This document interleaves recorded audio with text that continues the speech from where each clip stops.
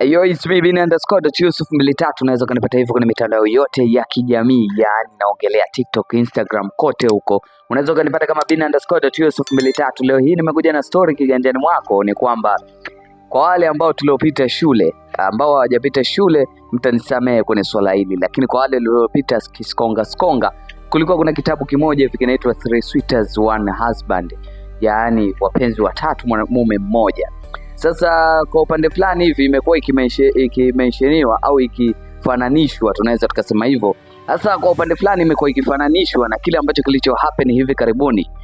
Tunaijua kwamba leo msanii Rayvanny Funny Boy ameweza kuachia ngoma akiwa pamoja na Harmonize, akiwa pamoja na Mario. Nikumbuke kwamba Paula Kajala right now yuko pamoja na Mario, wana mtoto mmoja, lakini before Rayvanny alishawahi kudate na Paula Kajala, lakini ukiachana na hivyo Harmonize kipindi ana date na Kajala, mama yake Paula pia alishawahi kutry kufanya kitu ili mradi apate penzi la Paula. Sasa kitu ambacho watu wengi ambao wanasema kwamba wanaume ni wako poa sana, kwa sababu wote wametry kufind penzi la mtu mmoja, lakini at the end of the day kaweza kufanikiwa mtu mmoja ambaye anaishi naye, ambaye kazaa naye, lakini wote licha ya siku wameenda kutoa kigongo kipya, yani kwa pamoja, yani pere, yani wameenda kutoa kwa pamoja. Yani Rayvanny Funny Boy kawashirikisha Mario pamoja na Harmonize, na wapo kwenye ngoma moja na hamna tatizo lolote, wako fresh kabisa na maisha yanaendelea. Je,